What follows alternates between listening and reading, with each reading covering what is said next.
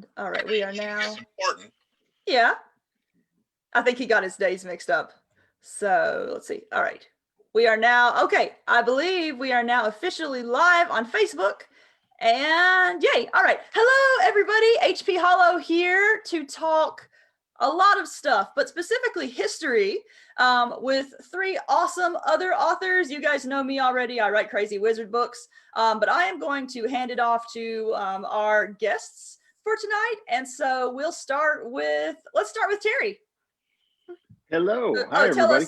By the way, I forgot to say, tell us what you write, who you are, and what your background in history is. Sure. Okay, okay. Well, I've written, 42 novels, 10 short pieces, and I write space opera, sci-fi, paranormal romance, and I'm actually dipping my toes in February, I'm doing something that's a little bit of a departure for me called Something in Your Mouth, Tales of Sex and Horror. Which is, it's always been an interest of mine, and I've written stuff. So I'm all over the map, but I actually am a historian. I used to own restaurants. That's what I did for a living, among every other job, but I went back to school later in life. And I have a master's degree in military history and a degree in religion as well. And for 6 years, I was a history professor. So. All right, James. My phone is being weird again. Okay. All right, your turn, James.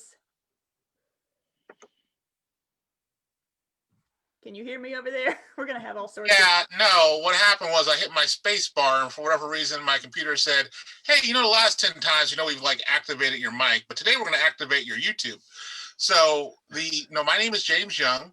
I write military sci-fi as well as alternate history. I've also, write a little bit of survivalist fiction, but that's kind of one of those things where there's only enough hours in the day. But the latest in the alternate history series, my Usurper's War series, is Against the Tide Imperial. Oh no, please tell me that's not backwards. Anyway, that's the third book in the series. A little bit of history background. I majored in military history at West Point, and then I have my master's and doctorate in history, U.S. history, from Kansas State University. I just got the doctorate back in 2018, and that's pretty much me. Yay! Congratulations on the doctorate, man. That's congratulations.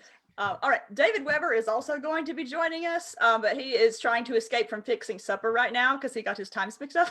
So I'll have him introduce himself once he arrives in the panel. But for now, I'm just going to go on to our first question, which is a pretty simple one. And it's, when did you first develop your interest in history? We'll start with, how about James? So if my mother manifested here, she would say he's pretty much been interested in history since he was 3 and he thought his dad was Japanese. I'll pause for everybody to wonder, wait, how did that happen? My dad was mischievous. He actually, at one time, he spoke fluent Japanese, so he would wander around the house speaking Japanese. And I, of course, got convinced that because time is a concept for a 3-year-old, that World War II was still going on and they were coming to take him away if we weren't careful. So I'd always be worried about that. Camera cut to my father encouraging this up until about the 5th grade, when my teacher looked at my mom and my dad at parent-teacher conferences and said, I think you're both so brave. And my mom's like, what are you talking about? She's like, well, you're an interracial couple. I mean, James Sr. is Japanese. My mom turns and looks at my dad at that point, apparently, and says, do you still think it's funny, Jim? So that started a lifelong affection with history, especially World War II history. Pay no attention to the as my wife calls, the shelf that's going to get me in trouble right next to me. That's my ready rack. But I point to that kind of as a display of how much I still do World War II history. That's basically my Nazi Germany rack up there on top. And then there's Pacific and Japanese history underneath, since I just got through doing the novel. Okay. Nice. Oh, I think we have a David. Yes, we have it, think so. David. Yes. All right. We started Hey. without you because I figured, yeah. Anyway, I had everyone introduce themselves, who they are, what they write, and their background in history. So if you want to catch up with us, you can go ahead and do that. My name is David Weber. I write science fiction. Um, I'm a historian by training, and I found ways to make it useful besides in a classroom, which is where I thought I would be at this point in my life.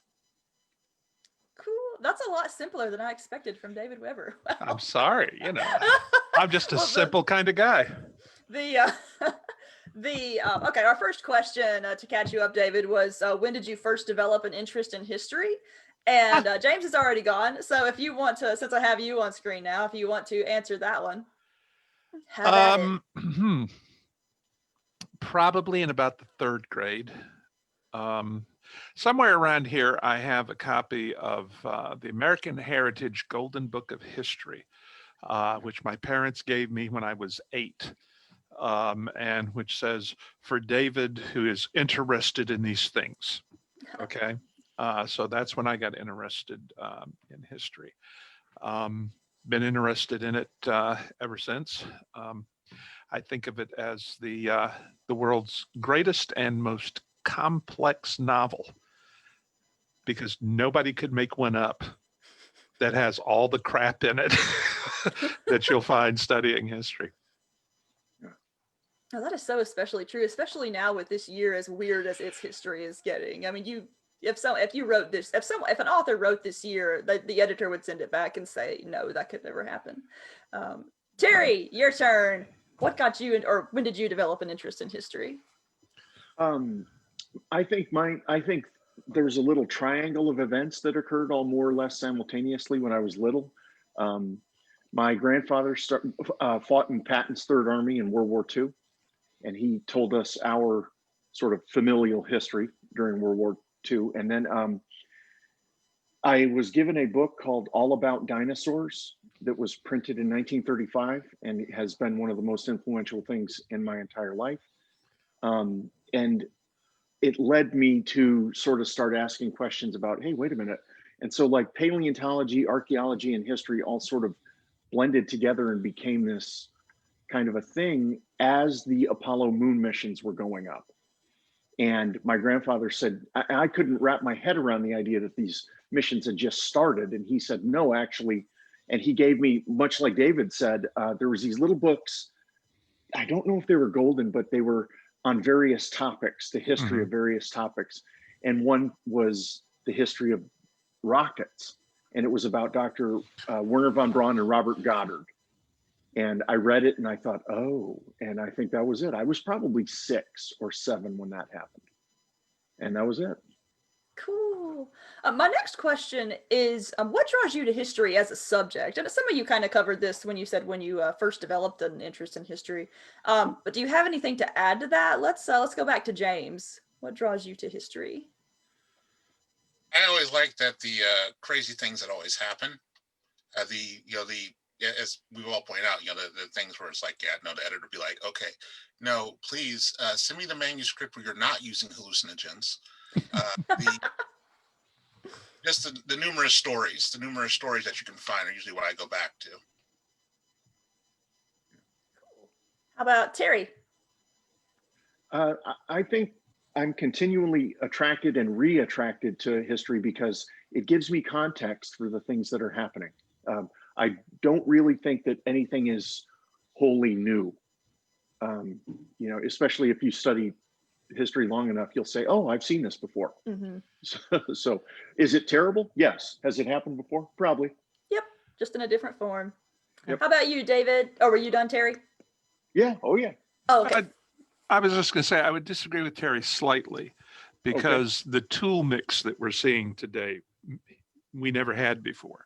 And so on the human side, yes, we are still human beings and we're still going to act the way that we have in the past.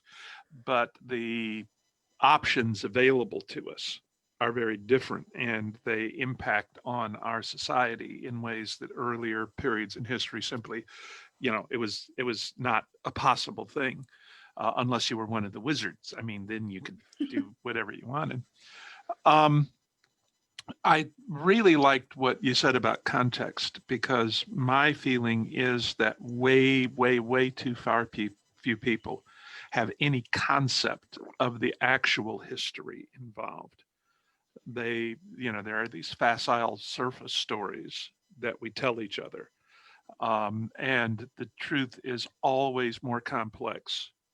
You mentioned Werner von Braun.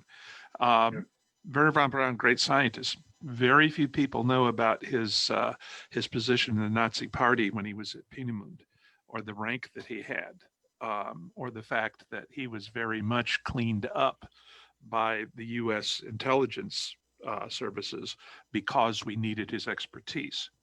Now, I'm not saying that means that we shouldn't have used it or that we shouldn't have done it, but what I am saying is that it puts a whole different context on who he was and where we were in the competition with Stalin and all the rest. Jim Bain told me years ago, James, he told me, I don't care if it really happened. Okay. What matters is that it has to be plausible to the reader. And weird stuff happened in history that will never be plausible to the reader unless they've lived through 2020. I mean, it's just. Yeah. That actually leads me into my next question pretty well. But first, the existing question, what draws you to history, David? I think what draws me to history is that I want to understand people. And you can't understand people without understanding history. Now, my major area of study, I don't know if it shows in my books, was military and diplomatic. But you can't study military and diplomatic history without studying religious history, without studying a whole bunch of other historical fields that fold together. It's kind of like Wayne Durant and the history of Western civilization. Once you open that can of worms, just all kinds of fascinating stuff crawls out. And it's like if you thought The Mandalorian was a time sink. Okay. All right, my next question. What is your favorite weird historical event? I know we have a lot to choose from. Let's start with Terry this time.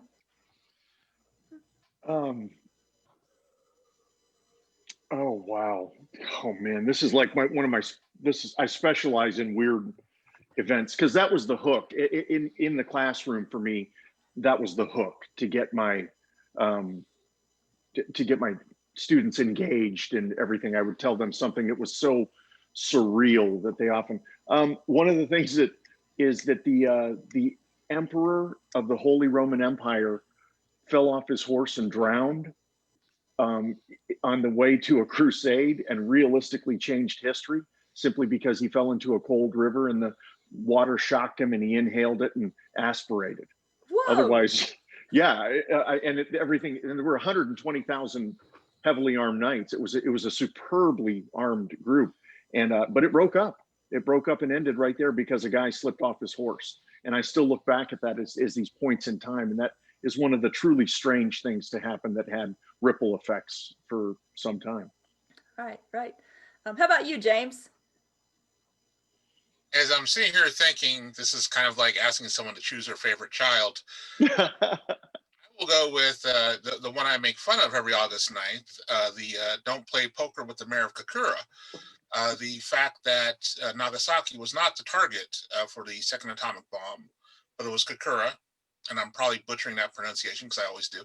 But it was basically a case of you have the city that's supposed to be the target, and just because there was abnormal cloud cover, there's a reason why the sentence goes Hiroshima Nagasaki, as opposed to Hiroshima Kakura. And it's one of those things where you look at and you're like, a cloudy day. Literally, the only reason we're not all getting vaporized is it was a cloudy day that day. And I often think about, the mayor of Nagasaki and America Kakura in the afterlife having a conversation about that with the whole, hey, I don't ever want to hear you complain about you having a bad day because literally you're the worst day in my city's history occurred because you had a lucky break. Yeah. David, you're next. I don't know that I actually have. There are so many. I can't really choose from amongst them. I would say that in many ways, this is not so much a weird historical fact as it is one of those elements we were talking about context. Okay. King Canute, okay, commanding the tide not to come in because he was an idiot, right? Actually, what had happened was that his court had been telling him, you can do anything, you can do anything. And he'd been like, no. And they're like, yes, you can. Yes, you can. So he goes down to the beach and he wades out into the water. He says, tide, don't come in. It comes in anyway. He walks out, says to the counselor, see? And that was the entire point, is that he was wise, not stupid. But because of the history that isn't attached to it, when people talk about King Canute commanding the tide not to come in, he goes down in history as one of the great dummies of history. And those are the sort of, lift the hood, look behind the everybody knows that I find especially fascinating. Cool. Although I What- did like the cloud cover. Yeah, that I've always thought, it must have really sucked that day to, I mean, just Yeah. like, And I've always maintained that I don't care what the cruiser boxcar said. That bombardier did not see a hole in the cloud. It was basically a case of, No, you didn't. Yeah. Bombay? Nope. No. Yeah, I think I will lose this now. Yeah. Yeah. Guys, here's the story, and we got to practice it for the next 6 hours till we land. We circled the city 3 times. We saw this minute hole in the cloud, and we dropped it. Everybody clear on this? Let's repeat it back over the intercom. Okay, we got it. The day we die, fellas. What's your my next question is, what's your favorite historical period to study in general? And since that's also kind of like picking a child, we can do more than one. How about we'll start with James on this one, which I mean you've already kind of answered it, but I was about to say, I mean, this one is easy. World War II. I mean, that's that's what is it about World War II in particular? Because I feel like a lot of people really enjoy World War II. It's just a really well, as history, we enjoy it. Okay, as Yeah, participants, yeah, it really history. There's sucked. about 100 million people who are like, nope, 0 out of 10, would not recommend. So the thing, I think the real reason that everybody studies it is close enough. I mean, and it's starting to get to where it's not close enough, but it is close enough. You knew a significant portion of the population that participated, or you knew like it wasn't that far removed. I mean, it's not like the Civil War for us now, where we're talking 3 or 4 generations back or more. This is the case of you're talking about. I mean, I'm trying to think. I think you would go to. I mean, with my age. My grandfather just missed it. Now, mind you, he is older, but my great grandfather could have participated, except for obvious reasons.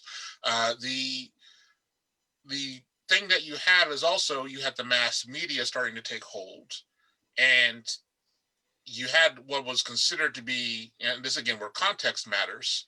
You had the clear good and evil, and I say where context matters because one of my favorite things is the picture of the patriotic poster with the Uncle Joe is our friend, and there's a beaming Stalin, and we all know what's going to happen in about 2 years after the picture's made. And I think that is also finally it's the war that changes everything else after it, even more so than World War I. I mean, why haven't we had a great power war again? Was it because everybody suddenly became like great stewards, and we said, "Oh, we're great, peaceable people," everywhere else, or was it because when we have a great power war now, we literally will kill everybody on this planet? Let's not do that. I think that is the thing where it still has the fascination for people. Cool. How about you, Terry? Favorite historical period and why? I'll step outside. I'll go to my World War II is for me, but I will step outside a little bit and say the 14th century, because the degree of suck in the 14th century is just astronomical. Is the more you dive into it, the more you realize that it was just a cavernous pit that civilization fell into, where one event after another in the Western hemisphere anyway, was just a series of terrible events that were exacerbated by bad leadership, the bubonic plague, all of the things that were simultaneously happening as the mother church was cracking up internally. And you look back at it and you go, how did they even make it out of that relatively, not unscathed, but in some semblance of civilization? It's fascinating. I'm 52 years old. I've been studying it for decades, and I still don't feel like I've got my head wrapped around everything that went wrong in that one century. How about you, David? Favorite historical period? I don't have a historical period as much as I have a historical area, because I am fascinated, especially by naval history. And to me, it forms a continuum all the way from the Phoenicians through the present day. And so there's, and it threads its way through all of those other periods. I have to agree with what Terry was saying about the 14th century suckage. One of the things that a lot of people don't understand is that we don't call the Dark Ages because they were brutish and nasty and short. We call them the Dark Ages because we know very little about them compared to some of the others due to the lack of documentation that survived. And a lot of what we thought we knew for a long time came out of the Renaissance, looking back through the 14th century, which was pretty darn grim. But if you can get back to the 13th and the 12th century, you find a fairly stable society that actually is meeting the needs of its social organism pretty well. And that, to me, is one of those kind of the Russian dolls, where you open the doll and there's another one inside and there's another one inside and there's another one inside. That's history. You still there? Okay. Yeah, sorry, the sound went funny for a second.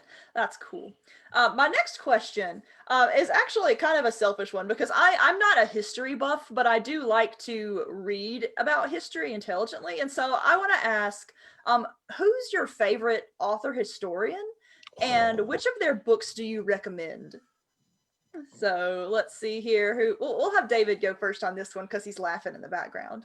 Well, there's so many. I mean, it depends. Right? For naval history, I really love Samuel E. Morison, but I think probably, particularly if you want to understand Western civilization, I think Wayne Durant and his wife, I can never remember her name. She was his co-author on all of them, but didn't actually get cover credit until like volume 3. But his history of Western civilization in, I think, 7 volumes. There are actually 8, because they got to the end, and at the beginning of the Age of Napoleon, which is where they'd planned to stop. And in the forward to the next book, it says, we hadn't planned on doing this, but we got to the end of the history we were writing, and a strange thing happened. We didn't die. So we're going to do another history of Napoleon. We got a comment. It's Ariel Durant. Ariel Durant. The you. answer's in the chat. Someone just opened up in the chat. Thank you. I wasn't even looking at the chat. That probably would have saved me. But I would say, I'll monitor the comments. You're good. I would say that is probably, at this particular moment, my favorite historian. It changes. Okay. Cool. I am writing down names. All right. How about you, James? Favorite author historian? Even knowing this time would come, I am still sitting here. You can say more than one if it's that hard. It's just more to read. So if I had to, since David left me the opening of naval historian, and I will say the problem with Morrison is the more you find out about where he had his blind spots is the more where you start to realize why his history is flawed. It is a good place to start. The Two Ocean War, basically he tries to stick all of World War II naval history into one book. I would say if you want to have a good background, that works, because a lot of his influences that cause problems later, especially when you get around Leyte Gulf. I would start with, if I had to say one thing for naval history, I would say James Horne Fisher's Neptune's Inferno. And basically the reason I have it right here, I was looking around like, I should probably have an answer to this like near at hand. And so the advantage with Neptune's Inferno, yep, everything is mirrored. It's the U.S. Navy at Guadalcanal. It basically starts with the invasion of Guadalcanal, and it goes through everything where the U.S. Navy goes from getting just manhandled by the IJN to basically winning. I mean, the last battle technically is the Battle of Tasafranga, and the U.S. Navy gets just monkey stomped. But in between there, I mean, the U.S. Navy goes from getting this is where they break the IJN's back more or less. You kill most of the IJN's naval aviators. The USN learns how to do fighter direction. Learns how to do carrier warfare. In the process, getting pummeled. And then they also learn that, we can fight surface warfare at night. It's not pretty, but we can figure it out after spending 10 years expecting a long-range gunnery battle in the middle of the day. And Hornfisher covers it very well. Next, if I was looking for a popular history, just a fun one, I would say Stafford's Big E, which is it's an older book. It's from the 60s, but it's basically a story of the USS Enterprise. And at the end of it, you'll be very angry that the USS Enterprise is Razor Blade somewhere and not a memorial ship. Yeah. Because she didn't win the war single-handedly, but she was at most of the big events. And I would say that's pretty much it. I mean, I'll stick with the naval history because we could be here all day if we were just doing recommendations. All right, Terry, how about you? So I'll do a book and an author. So for her lyrical prose and presentability, Barbara W. Tookman, and I would recommend any of her work, but in particular, I recommend A Distant Mirror, which chronicles the 14th century, and it brings it in a fashion that makes it understandable and gives context and shows where the format of a society continued on to become who we are today. Now, if I was going to give somebody one history book and say, hey, dip your toe into this pool, you're not a historian, but I want to give you the whole thing, then hands down, it's Donald L. Miller's The Story of World War II. I can say without any hesitation that I would give that to a good friend and tell them to read that. Because it encompasses as much of you can't encompass all of World War II in one book. It's not possible. But he does a really good job of touching on the high points and catching the emotional investment of the United States and the world at large in a way that I find both admirable and it's well researched. I really appreciate his attention to detail. Nice. Let me throw two more things out, if I may. On the naval history front, somebody I completely forgot is A.J. Martyr and his history of the Grand Fleet in World War I. It is absolutely monumental and fantastic. But there is another book, and I cannot remember the author right off the top of my head, but the title of the book is How the War Was Won. And it looks at World War II from the perspective not of the battles, not of the strategies, but of the rationalization or non-rationalization of industry and the transportation of the sinews of war. And it looks at it considers the various points at which that can be destroyed. You can break the tank on the battlefield. You can also break the tank by putting it on the bottom of the Atlantic on its way across, or you can break the tank by bombing the assembly line. And it's really, really an interesting take on the first truly industrialized war, more even than World War I. I'm getting a good reading list out of this. Okay, my next question, I think Terry actually segued nicely into it. If you could recommend only one book to a casual history reader, what would it be? And I guess I should broaden this to say, like, not necessarily a book about a specific historical period, but for someone who is just wanting to, like, general important modern history or whatever, what do you recommend? How about, let's start with Terry this time. Well, I already recommended The Story of World War II, so I'm going to do something a little bit different. I will recommend a volume of poetry called Carrying the Darkness, edited by W.D. Earhart, and it is poetry of the Vietnam War. And if you truly, I think that in order to understand a people's experience, a collective experience, you have to have as many viewpoints as possible. And nothing for sheer emotional impact and timeliness. That book, the emotional impact of it is so rich and detailed and like a face punch that I can only read it so often. But even though it isn't history, I think by reading it, you come away with an understanding of the visceral experience of Vietnam as a citizen and some of the horror of it as a soldier. James, how about you? Oh, you're on mute. I see you talking, but I hear no noise. Are you having computer difficulties? We'll switch to. Oh, okay, there you are. Spacebar is not wanting to do what it's supposed to be doing. So I was going to say I was trying to grab it, but if I was looking for one thing for history, the Johnny Johnson, who was a famous, not Robert S. Johnson, which is the American ace, but Johnny Johnson, which is the Commonwealth ace. Mm-hmm. I would say his the story of air fighting, because he writes very well. He writes very well, and he basically starts at the beginning and goes all the way through the Falklands. So, the book's published in 1985, so pretty much that's the end of that. Oh wow!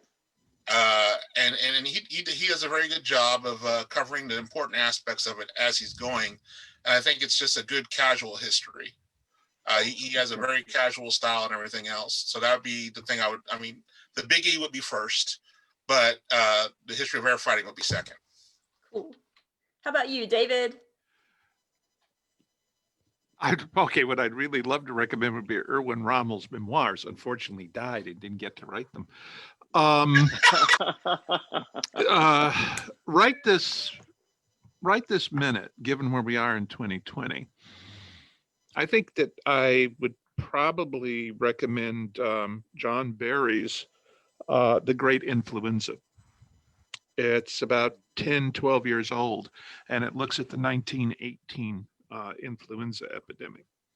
And among other things, you discover that if the mortality rate on what we have now was as bad as the 1918 influenza, it would basically have depopulated North America and most of Mexico. Wow. That's how many people died.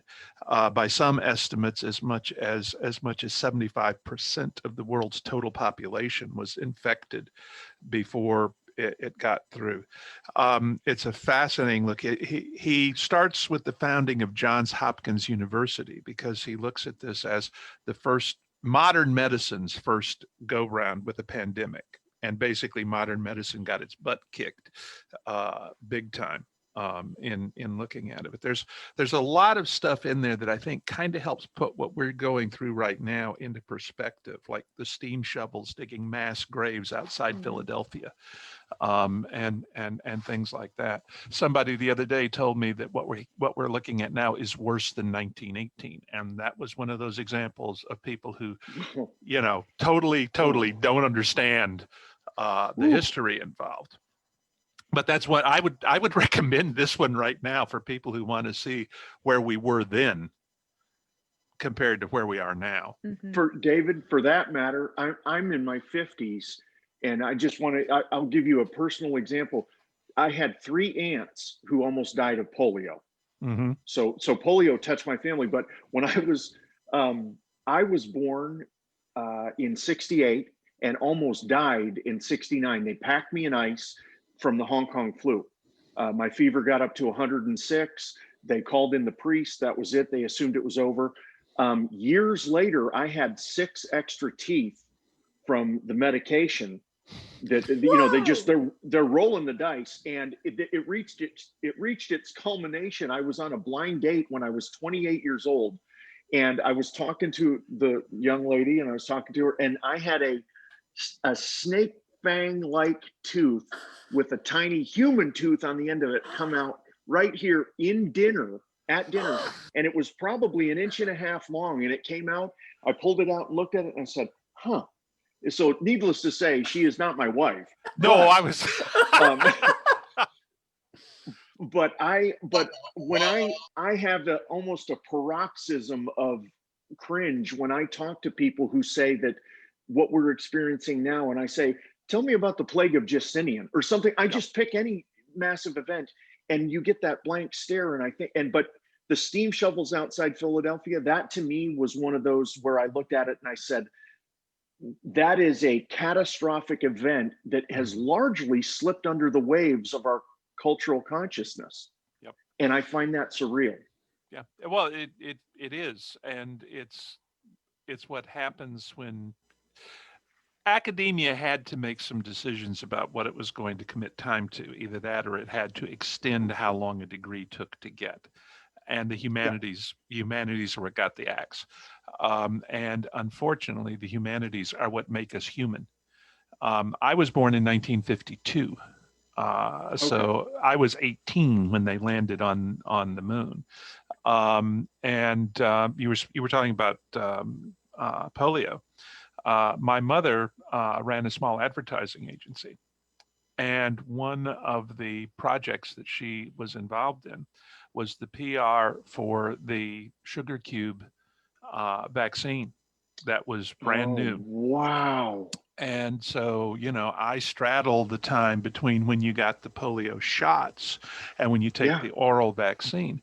So, I used to do a panel at cons that I think I really need to start doing again.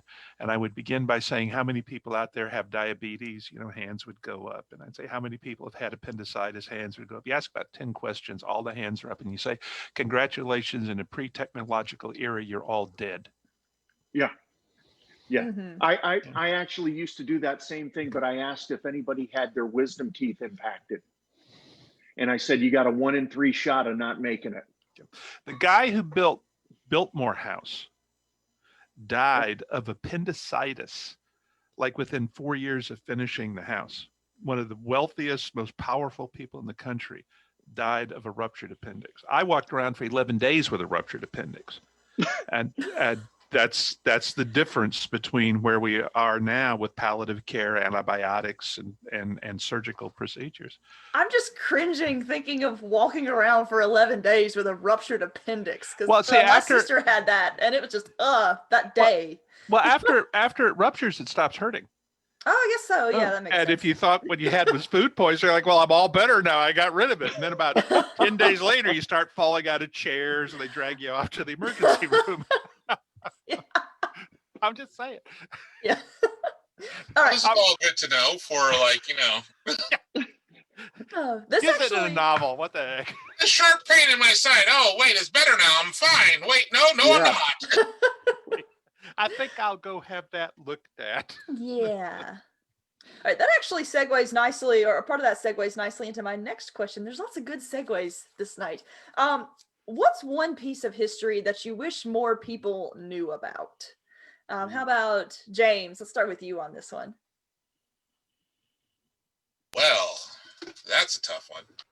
I think that I'm going to sit here and think about this here for a second. I think the more and more I learned about it recently, the Munich crisis, because everybody has trotted out the whole thing where people talk about 1938 appeasement. Appeasement never works, everything else. But more and more recently, people have been talking about how the concept of what the Great War did to Europe. I mean, the United States, it was horrible. Of course, we had the influenza epidemic right after, and I think that's part of the reason why nobody talks about the influenza epidemic, because everybody's more fascinated with World War I that happened right before it. Yeah. But I think the fact that when you're talking about the death toll and everything else the Great War did, you're talking about the utter unpreparedness of the Allies in 1938. The context of Munich, I think, is important. Whereas, the context of you don't get through Munich by punching the bully in the face, everybody says, because that implies that you know that the bully is basically running a charade on you in 1938. I mean, the Nazis are not ready to go to war. They are literally going to depose Hitler if the Allies say we're throwing down, or at least that's what they say after the war. Also, John is view of what they say after the war. the fact of the matter is you get there by not getting into a point where your military is just so run down that you don't have all the options. Your first thing should be diplomacy, but at the end of the day, you should always be ready to, well, I've got to put the brass knuckles on and rearrange your face now. I'm sorry. I mean, you've put me into this corner. I've told you to stop messing with your neighbors and you keep doing it. So bad things are going to happen. And I think that's the diplomacy and the reality leading up to it, and the mental psyche of also in the liberal democracy of 90% of your people don't want to go to war. You're not going to war no matter how much the other guy deserves it. That sort of thing. The things that you need to prepare society and prepare your military for. If you don't want to have a Munich, if you want to be able to deal with the bully, there's a whole gamut of things that go into what is quote preparedness. Cool. How about you, Terry? This is actually easy for me because it combines all of the things that offend me as a human. The Holodomor. I knew you were going to say that. I knew it. Yep. You're the one who actually taught me about that, because it was something really? that Okay. I had never encountered it until I saw you post about it. And so it's continue. I'm glad. I can't tell you how happy I am to know, because you're smart, and I know you're an exceptionally intelligent individual who reads a lot, which demonstrates, it's a QED moment, that this catastrophic starvation event that was wholly engineered by the Soviets occurred and has yet slipped through the cracks, so to speak. And it hasn't everywhere. I mean, if you speak to somebody of East European descent, they're cognizant of it. But it brings into account, I mean, millions and millions of people died of starvation because of forced collectivism. And the story itself died because of American media squashing the story because of the mythology of Uncle Joe, Stalin, and all of these moving parts. And in the midst of it, if you go and Google the Holodomor and look at the statues, the memorials of this, bronze statues of this hollow-eyed little girl, it is a horror show to know that this happened, and it happened in the 1920s. This isn't something that happened in the 9th century or something. And I'm always going to talk about it because I think that it demonstrates the capability of what unfettered evil can do in a technological society, because tractors existed and there was a delivery system, trains for food. So this was a completely unnecessary event that was engineered to maximize human harm. And I hope that we don't lose sight of it. Once again, David, to revisit David's point about the humanities being trimmed, events like that, and events like what the Turks did to the Armenians are largely erased. And that troubles me as a historian and as a human. Yeah, I think one of the points, particularly about Stalin's atrocity, is the fact that even at the time, there were journalists who knew what was going on, but who were not going to cover it, because at that point, Stalin was not the totalitarian dictator. At that point, Stalin was the leader of the world Comintern, and this was the way forward. And his journalists throughout history have shaped the narrative deliberately as well as accidentally, which is something that I think needs to be borne in mind. And it's not something that was invented last week. It's been part of the human structure for as long as there have been news providers. I think I got involved in listening to what you guys were saying instead of thinking about my own, particular historical event.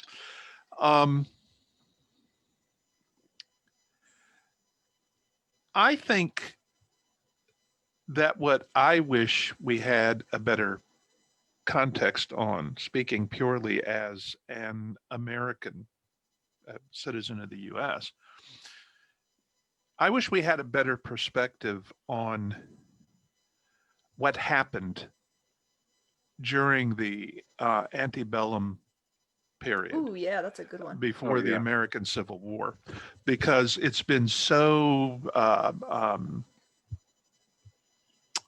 deified on both sides. So you have the gallant South, and you also have the rotten, nasty carpetbaggers, the whole nine yards. It was much more complex than that, obviously.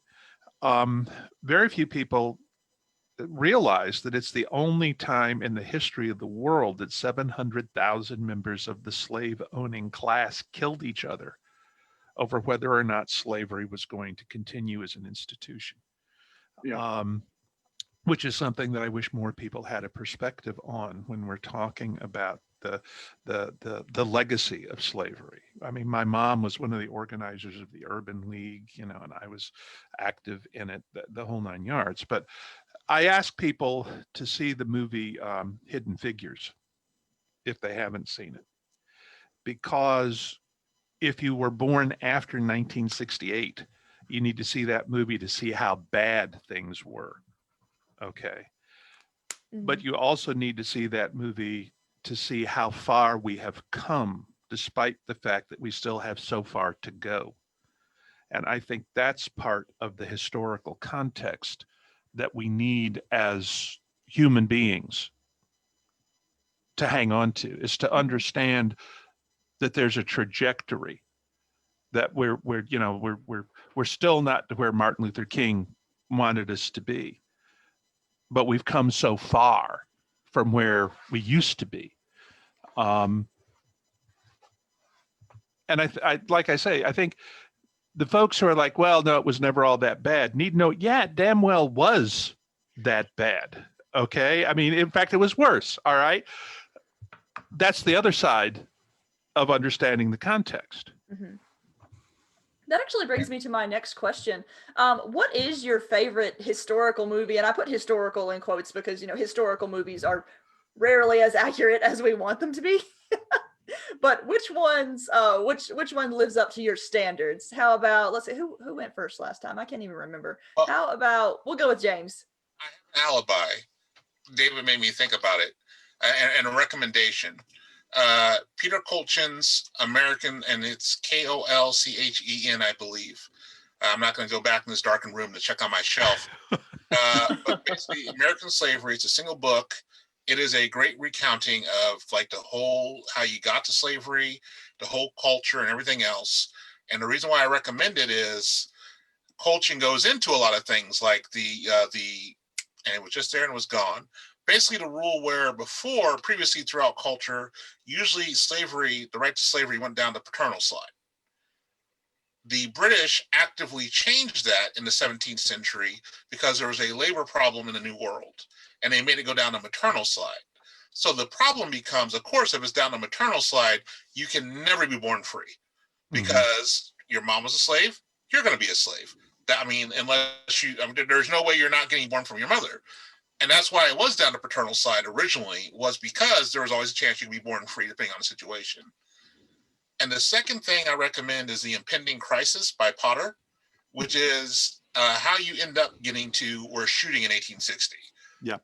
And that's as you were sitting there talking, that's the thing I always think about with context, is that people do not think about, again, I'm not going to dabble in current politics. I'm just going to say, generally, when you start talking about people of a region or of another class and language you use for tribes, that is a problem. That is a big problem. That is how you start talking yourselves into, well, golly gee, only 30% of us really want to go to war here in the South, but those abolitionists and John Brown, we better do something. Yeah. And you end up sliding towards civil war. I mean, and I won't belabor the point, and I'll get to the movie real quick, but one of the things is that you need to be able to have frank discussions about it. I mean, one of my best nights in Southern history was I had a classmate who remained nameless, but she had a habit of calling people racist if they basically in any way tried to talk about things in an objective manner.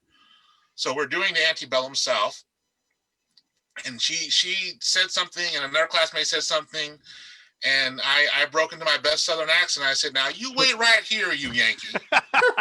You wait right here. You think about what you just said.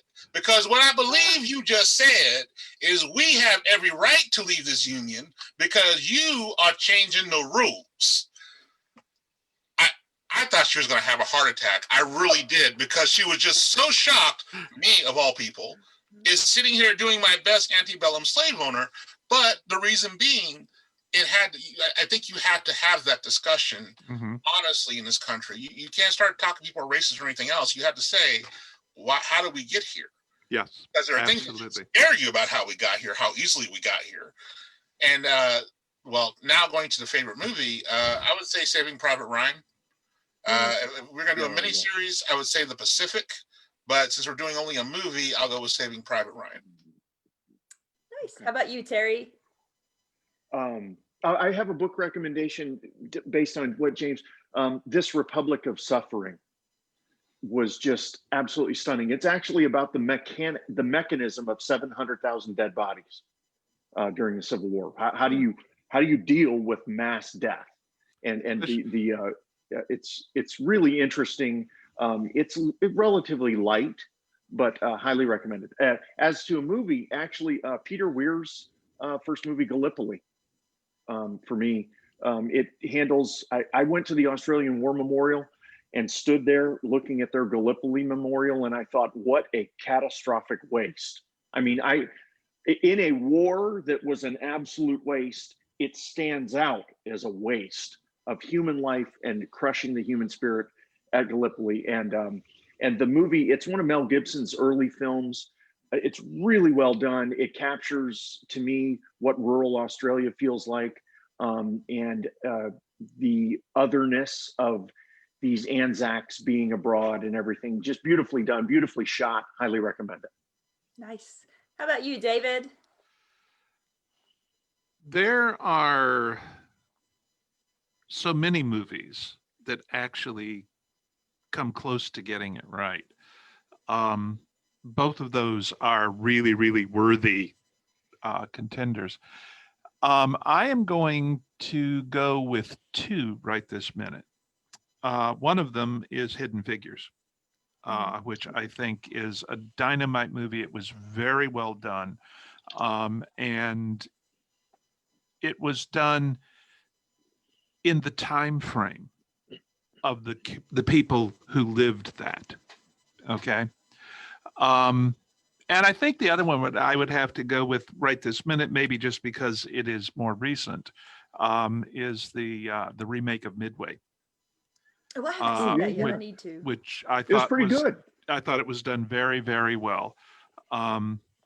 I mean, obviously they compressed some stuff. There's a picture of the Yamato on the wall in 1936. A little, few things like that, But overall, but overall it was very, very good. But I would also like to throw out, since James mentioned series, if no one has seen it, the Netflix animated series Liberator is extraordinary. What? Okay. I have never even heard of this, and I love animation. You got to tell me more. It is the 23rd Division. It is the story of an actual officer who starts the war as a lieutenant and ends the war as the colonel commanding the regiment. It's the division that Bill Mauldin was attached to all through World War II. Wow! And it takes them from basic training in Oklahoma, where you have a bunch of American Indians and Mexicans who would never be allowed to drink in public bars with their white fellow soldiers. And it takes them through the invasion of France, of Italy. I think it starts at Anzio, all the way to the liberation of one of the worst of the concentration camps. It's really remarkably well done. There's about, I think, 5 episodes. Okay. And I know what I'm doing tonight. Yeah. Yeah, I'm definitely adding that to Yeah. my list. Go Yeah. find it. It's very well done. All right, we have about 2 minutes left. I mean, we can go longer if you want, but I have one more question, and it is: if you could have a conversation with any historical figure, who would it be and why? Let's see who. We'll start with. How about Terry on this one? Oh man. Okay. You can always do multiples too. I would like to have a conversation with Curtis LeMay, who was the head of I think the 8th Bomber Group, or the 8th Air Force. 20 20th Air Force in The 20th. Excuse me, 20th. Yeah. Sorry. The 8th was Europe. Yeah. Yeah. I'd like to have a conversation with him, only to talk to him about how he survived the moral weight of his decisions. Only I'm and I have no judgment about. I don't want it to be a punitive experience. I would just like to sit down with a Coke and talk to him about it, because I still marvel at how people made decisions of that gravity. Mm-hmm. Nice. How about you, James? Well, I think my first choice, and this is for purely selfish reasons, would be Asaruku Yamamoto, because of course as David pointed out, we don't get his memoirs because he has that unfortunate incident with those P-38s in April '43. Not an assassination. Yeah. He had it coming. He was a legit target. Then next to be Emperor Hirohito. I'm assuming we're going to have auto translators. Yes. Because like Dad, I don't speak fluent Japanese. So then the third one would be Genghis Khan. And but the reason why with Hirohito is, of course, we are talking to the shades of the afterlife. It has been a running thing about how much did he know and decide and everything else with World War II.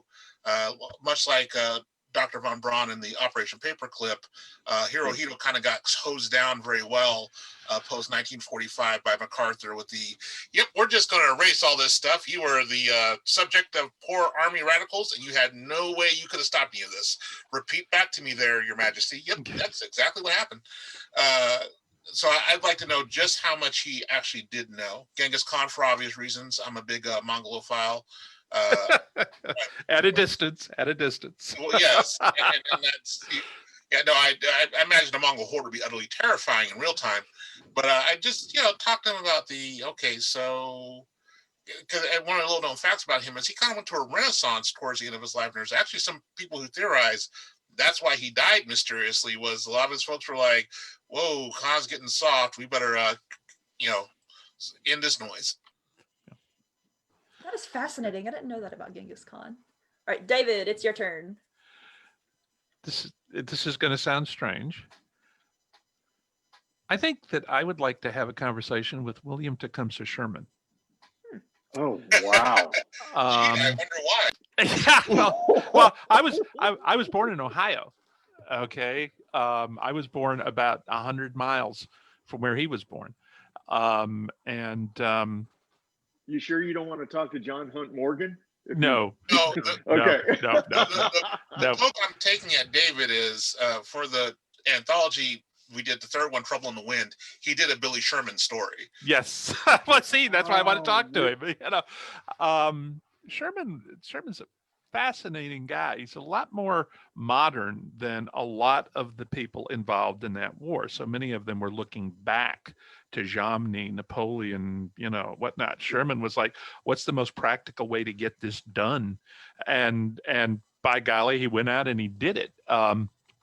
Fascinating guy. I actually someday want to write the novel that short story is a part of. Okay. I was going to ambush you with that question if we had a chance. So I was going to ask, so when's the novel coming out?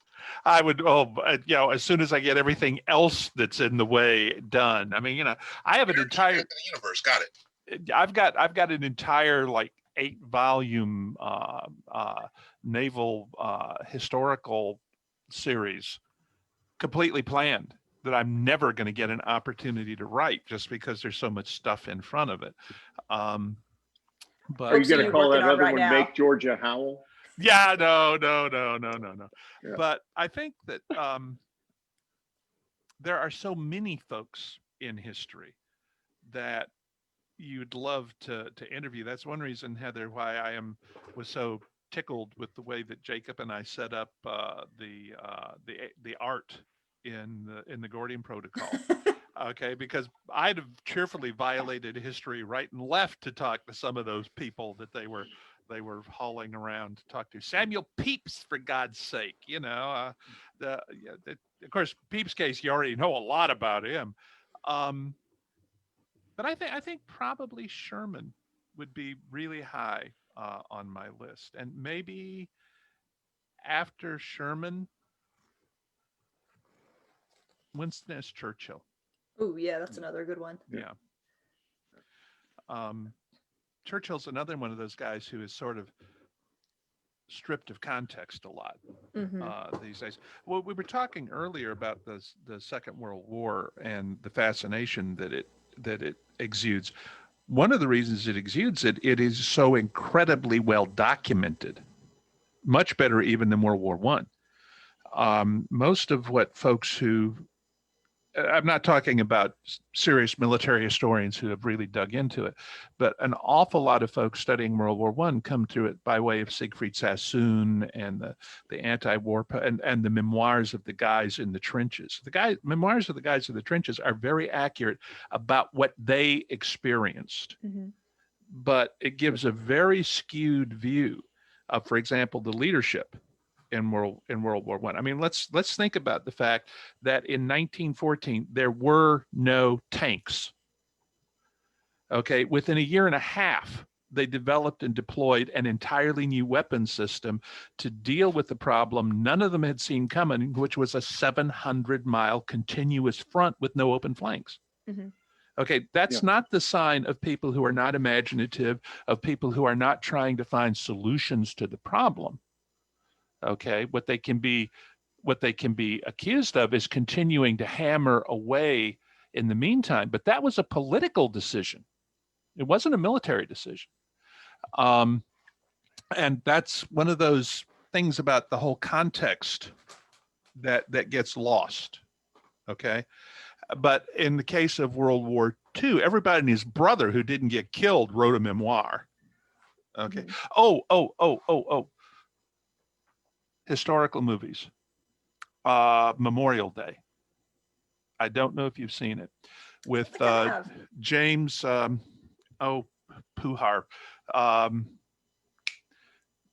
Crap. McAvoy? Yeah. James McAvoy? No. It's the guy okay. It's the guy who invented the warp drive in the Star Trek movies. James Doohan? No, not James Doohan. The guy who played the crap. Anyway, you know who I'm talking about. Big, tall guy, All right. Essentially, the movie starts with his grandson finding the footlocker with his souvenirs from World War II in it. And he's never talked about World War II at all.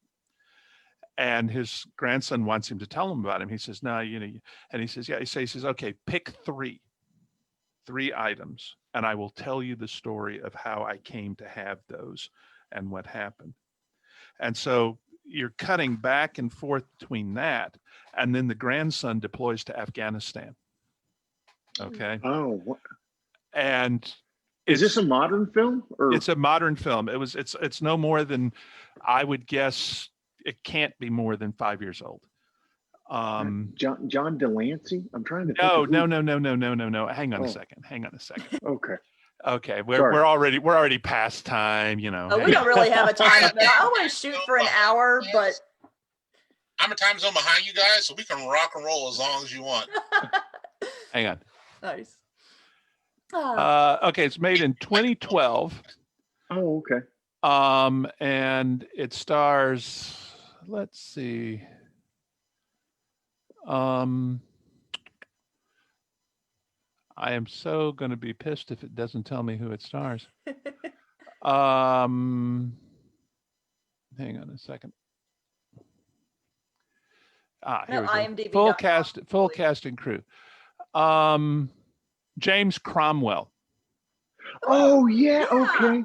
Yeah. Okay. You see, I'm sitting here going, and his son, John Cromwell, I think, plays the lieutenant who is the father of the grandson. It's an incredibly good movie, and another one that is very little, I don't think is well known in the States at all, is Danger Close, Oh yeah. about Yeah. the Yeah. Australians in Vietnam. Yeah. It's Yeah. that's a dynamite movie. Hey, I've got a question. What's the one that personally offends? What's the one historical movie that personally offends you? It's Oh so my badly done. God, there are so many. There are so many. I will tell I you, have one that is, but I want to hear yours. everyone who is watching this and who knows me well is like, oh my God, here he goes. Pearl Harbor. Pearl Harbor. Oh. Pearl Don't Harbor without a you? moment's Yeah. hesitation. I paid good money to watch that in the theaters. Not And me. I was just, I mean, my wife, when she was here, she could tell you she was almost grabbing me by the leg. Like, no, just take a breath. I know you're like just angry. I mean, just everything from I'm in an Eagle Squadron. Now I'm magically at Pearl Harbor. I will stop here because of it. You guys, you had all these technical advisors can't even get Battleship Row in the right order. What, really? There's literally a wreck still there. Start there. Go off the rest of the ships.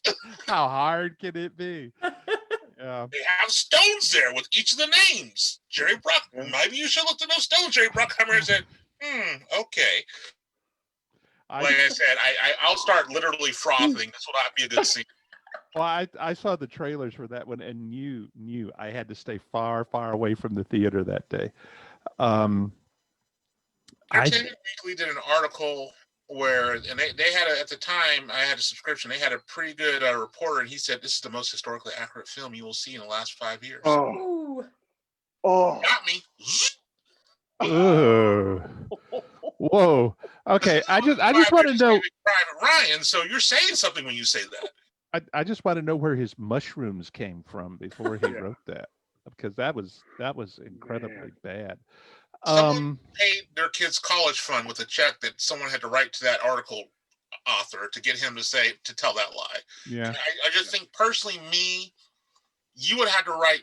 I mean, don't worry, I can't be bought. I would write something like that, but it would cost you 10 figures. You would never have to write anything else again. Yeah. That's right. I can disappear into the wilds of Idaho and never be found again with the amount of money I would require.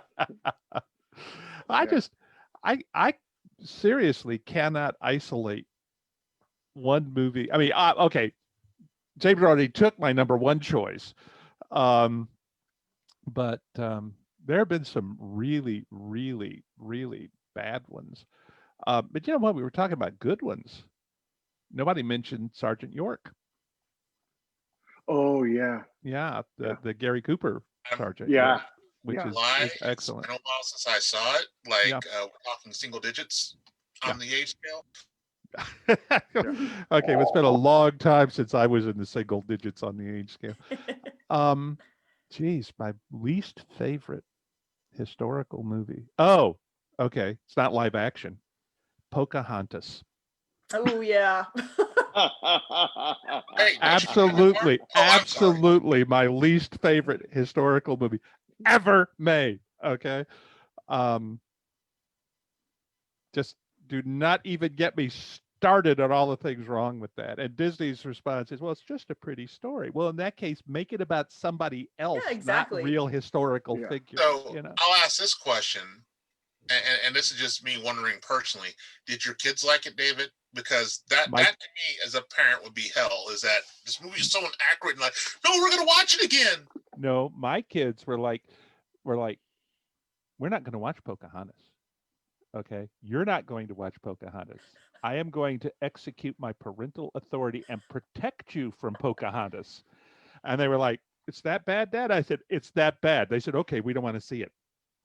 And implicating the fatherly veto, there'll be no Pocahontas in this house. No, we're going to not watch that movie. Well, okay. The thing is that Sharon and I, our policy with the kids was always, if they asked a question, we answered it.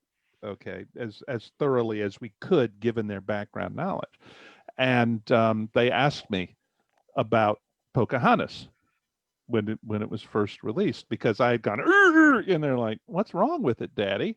And so I told them chapter and verse what was wrong with it, and they were like, why did they make that movie? And I said, because they expected to make a lot of money off of it. And and they were like,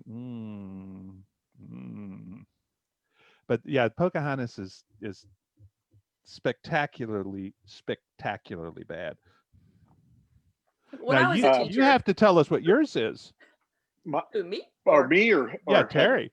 Oh, You got James and me to talk, First, second, and third is all occupied by the same movie, Kingdom of Heaven. Kingdom of Heaven offends me on levels that I can't. And let me be perfectly clear. I say that as somebody who has an unhealthy fascination with Eva Green, and yet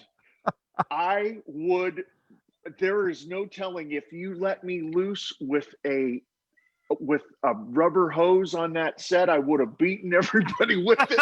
And I mean, it's just, I am so sorry. I never thought this is how we would meet, but you got to get it too. Yeah. Look, Orlando. I loved you as an elf, but this is for your own good. That's it may not help you, but it'll make me feel so much better. I'm beating you with the hose because that way I don't reach for a gun. Yeah. That actually brings up another question for me. What is the most historically accurate film you've seen? This one requires more thinking, because there's there are so few of them. Oh, I have one. Das Boot. Yeah. Ooh. Yeah. With Jürgen, and Jürgen depressing, really but sells it's very accurate. Oh yeah, believe me. No, it's got all of the charm of East Germany in 1966, but as a from being a working historian, I looked at it and I said, wow, they got that right. Yeah. I said that repeatedly throughout it. Nice. Kind of from the same period, The Enemy Below. Oh yeah, that's a great. Yep. The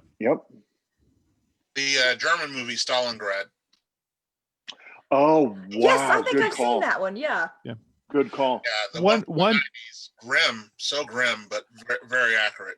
One that I haven't seen that someday I need to is Enemy at the Gate.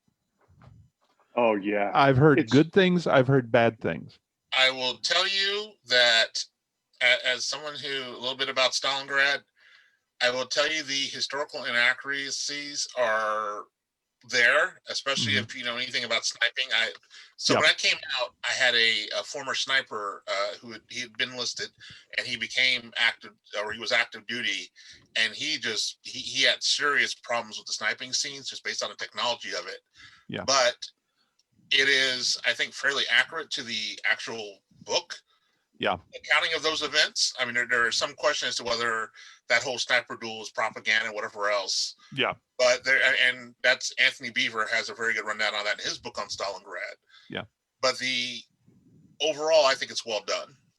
Yeah. But what my impression of it, from what people have said, and one of the reasons I haven't already made it a point to see it, is that it's one of those cases where the movie captures the greater story, but to some extent at the expense of the accuracy of the microcosm within the movie. And that always bugs me. Now, moving beyond history for a moment here. Okay, I have to tell you, I loved the movie. This is my guilty admission. I loved the movie Independence Day. It is the most glorious grade B movie ever made. Okay. But I understand now why Apple is a little weird. You know, it was stolen from alien technology way back when.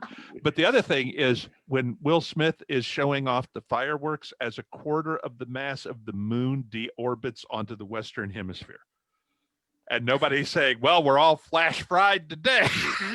You know, now I know I actually met one of the technical advisors on that movie, and he's like, yeah, we told them it couldn't work that way, but they were like, but it's so cool. I'm like, okay. Oh my God.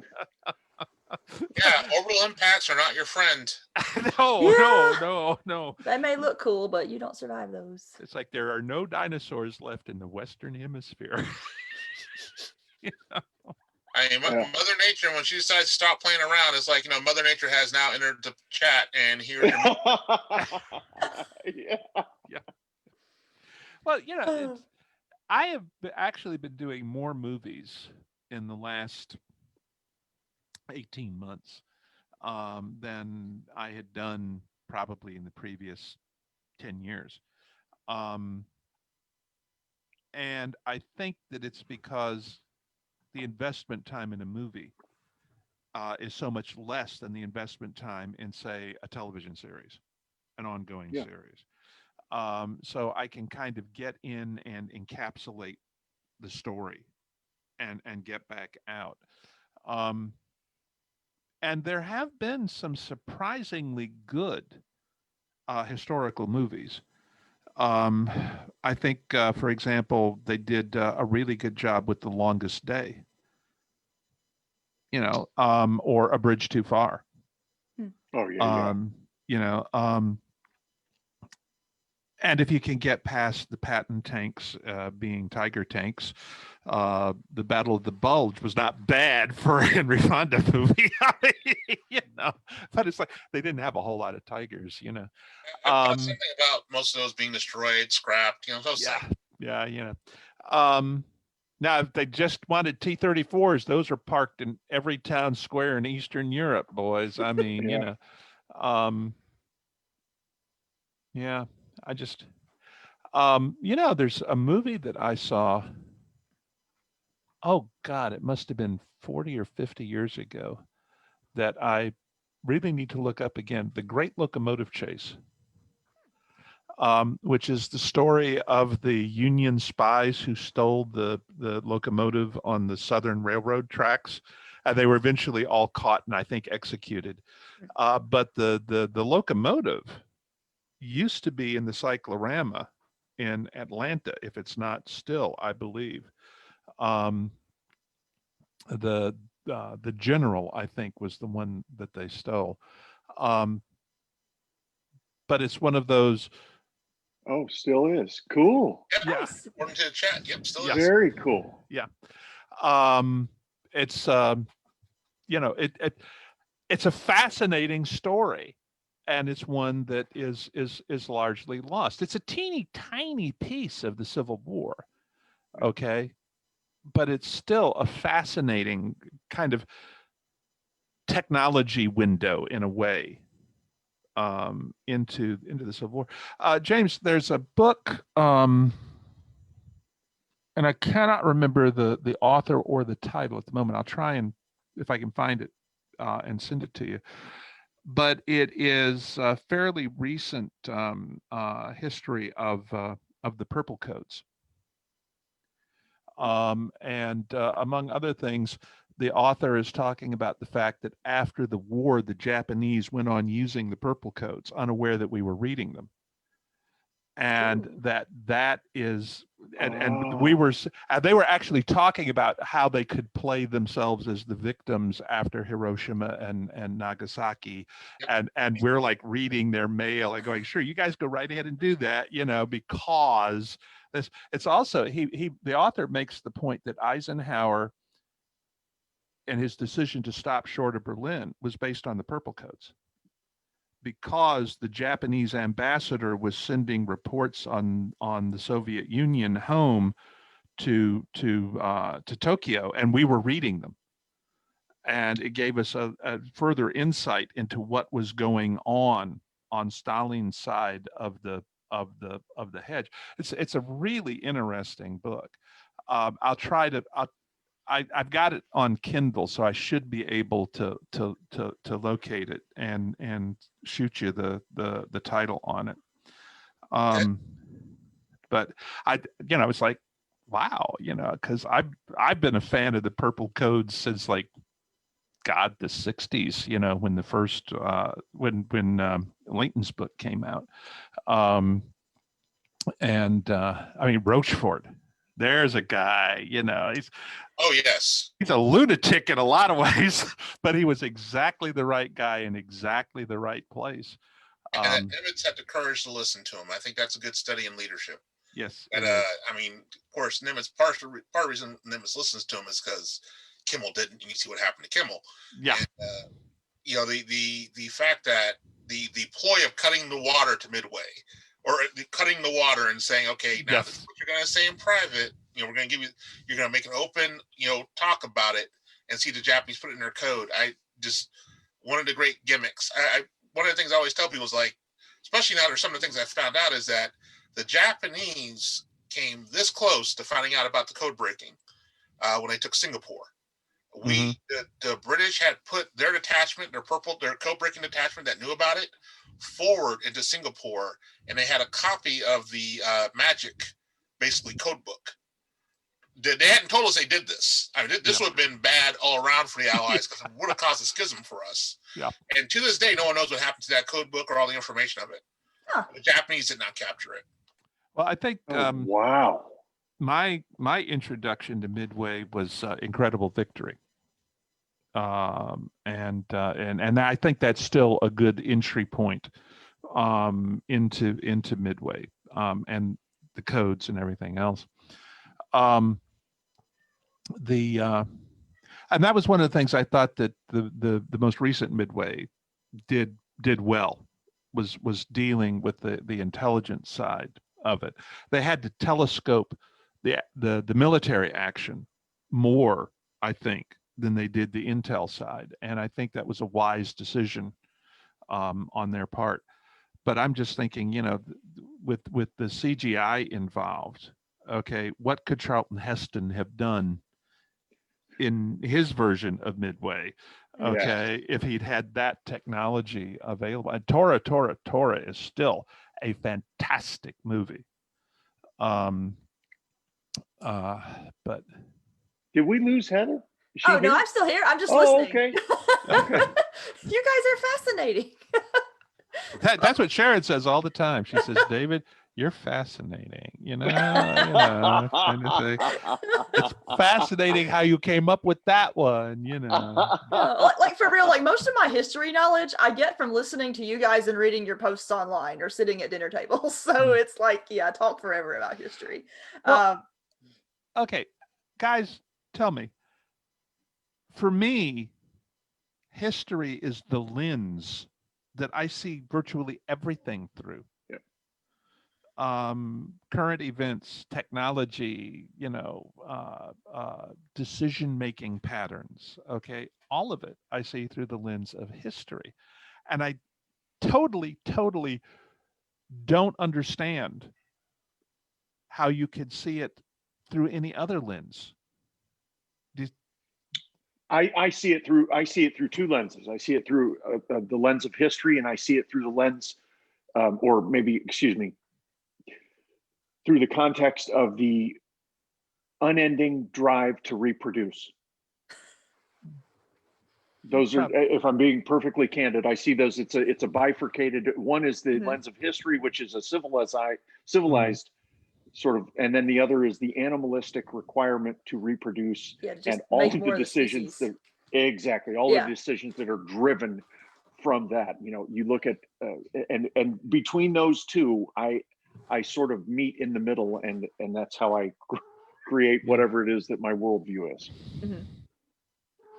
Cool. I think the funny thing about it is when you start the old saying, those who don't learn history are doomed to repeat it. Our sarcastic rejoinder is, and those who know history are doomed to scream futilely at the ones who don't. Oh yeah, I feel like the more I learn about history, the more I scream internally when I see current events. The more you study history, the more you empathize with Cassandra. One thing I've said Yes. frequently this year is I don't endorse the concept, but I fully understand the appeal of willful ignorance if ignorance is bliss. Yes. Yeah. But at the same time, I like knowing stuff. Well, So it's like, what do you do? I like Jimmy Breslin's take on those who do not study history. Those who do not study history are lucky if they get to repeat it instead of experiencing something worse. Yeah. Yes. Yeah. And it can always be worse. That's Oh, another lesson from history. Always. but yeah, we're still Always. here. Therefore, obviously, it could have been worse. I Mhm. I It's a think, Cold War. yeah. Well, I think Eric Flint and I were in a Zoom chat with the TRMN a few weeks back. And we were talking history. And Eric made a point, which I think is totally valid. Whatever you may think of Karl Marx as a economic theorist, okay, Marx didn't think of himself as an economic theorist. He thought of himself as a historian. But one of the points that Marx made, and Eric and we've talked about this before, he said Marx's reason to be a socialist was that human beings are the only species on the planet which are social, which have to be social because we're tool users, because we build things, because it requires team effort for the hairless biped to dominate the planet. Mhm. And when you come right down to it, that's a very profound but very simple insight. And it's another one that we lose track of. I know it's possible because I've known historians who did it. I know it's possible to be a historian and be, for example, a racist. Okay. I know it's possible. Okay. But I can't wrap my mind around how that works. Yeah. If you follow what I'm saying. Okay. Because Well, that's predicated on the idea that bigotry or something is free of. It's possible to be a person of reason and to have an internal moral structure that is unreasonable. yeah, I like Dinesh D'Souza's example of the difference between bigotry and prejudice. He says, okay, look, all of us operate on prejudice every single day. We prejudge situations based on past experience. Okay, he says that prejudice is one thing. Bigotry is something else entirely. And the example that he uses is, suppose I'm a cab driver in New York City. And one of my friends, who's also a cab driver, picked up this young black guy in gang colors on the wrong side of town at 3 o'clock in the morning and was found, in his cab dead, having been robbed. He says, okay, if I am driving on the wrong side of town in my cab at 3 o'clock the next morning and I see a young black guy in gang colors waving me down and I decide not to stop, that's prejudice. I am prejudging on the basis of the situation. If I'm driving on Fifth Avenue at 4 o'clock the next day and I see a young black man in a three-piece suit with a briefcase waving me down and I decide not to stop because somebody killed my friend, that's bigotry. Okay. And I think it's a useful handle that and I think that what has to happen if you're a historian and a racist is your prejudice has to have dictated how you viewed the history to begin with. And everybody is culture centric in the way that we're going to approach history. Trying to get beyond that, I think, is what is at the root of really being a historian rather than a kind of a vicarious, along for the ride kind of thing. Because almost all the great mistakes in history, at least on the international level and whatnot, have been made because somebody thought the other guys were just like us. And they're not. Yeah. Okay. I mean, it's like during the Cold War, you would hear people saying, well, there's not much to choose between, the Soviets and the Americans. They're both imperialists. They're both this. They're both that. They're both the other. And from that perspective, okay, they had a point. All right. But a lot of the folks who were saying that because they thought the Soviets understood how things were supposed to be done, because we understood how things were supposed to be done. They were just choosing not to do it. So they were bad, not fundamentally different. Mm-hmm. You see what I'm saying? Yeah. And man, can you shoot yourself in both feet in a hurry when you adopt that view of the other side. And we do it as a nation. We do it as factions within the nation right this minute on both sides. And it is, they call economics the dismal science. Okay, there are times I have to say when history is the dismal discipline, because that Cassandra moment comes closer and closer. The good news is you'll understand why it happened. Nobody else will. Yeah, when the city's in flames, you can say, "Oh, I told you that was going to happen." Yeah. I said this not 6 months ago. If you keep doing X, Y, and Z, everything's going to burn. And here we are. We're downwind, and it smells like kindling. I wonder why this happened. Yep.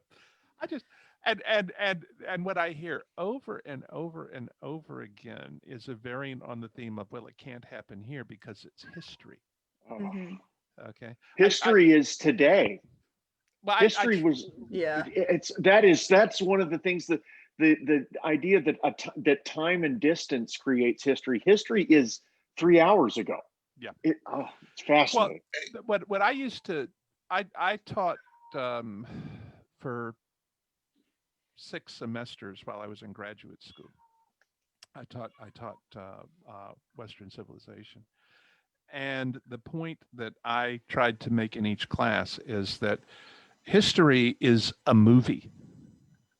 And anything you look at is one frame in the movie. Yeah. Mm-hmm. And it's still shooting today. Okay. And it was fascinating when every so often you would see somebody's eyes just, ooh, I got that. At that light bulb moment. Yeah. I think the greatest compliment anybody ever paid me as a teacher was the young woman who came by my office before the final to ask me a couple of questions.